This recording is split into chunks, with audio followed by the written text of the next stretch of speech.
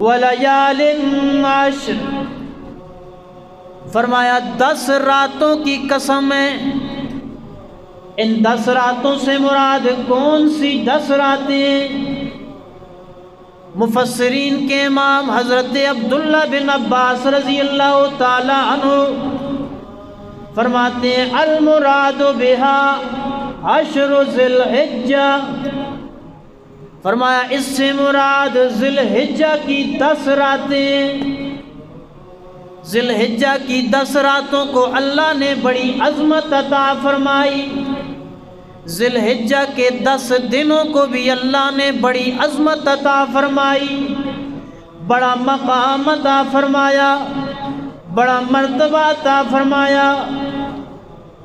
سرکار دو عالم صلی اللہ علیہ وسلم نے فرمایا ما من ایام احب الی اللہ ان یتعبد له فیہا من 10 ذی الحجہ، فرمایا دنیا میں جتنے بھی عبادت کرنے کے دن ہیں جن میں اللہ کی عبادت کی جاتی ہے، ان دنوں میں اللہ کے ہاں سب سے زیادہ پسندیدہ عبادت کے دن، سب سے زیادہ افضل عبادت کے دن وہ ذی الحجہ کے 10 دن اور 10 راتیں ہیں۔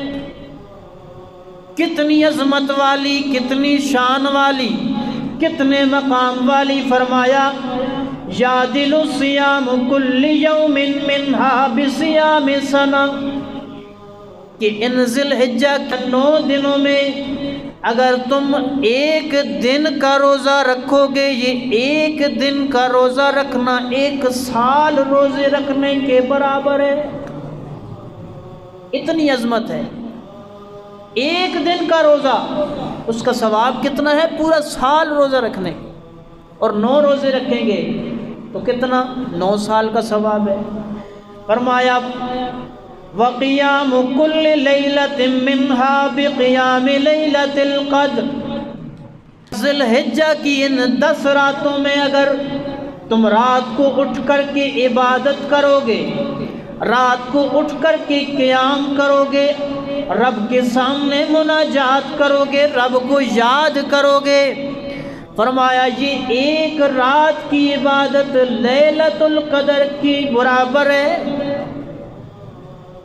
رمضان میں تو اللہ نے ایک لیلۃ القدر رکھی، اور پھر اس ایک لیلۃ القدر کو بھی چھپا دیا، خفیہ رکھ دیا کہ طاق راتوں میں تلاش کرنا، 21ویں میں، 23ویں میں، 25ویں، 27ویں، 29ویں میں۔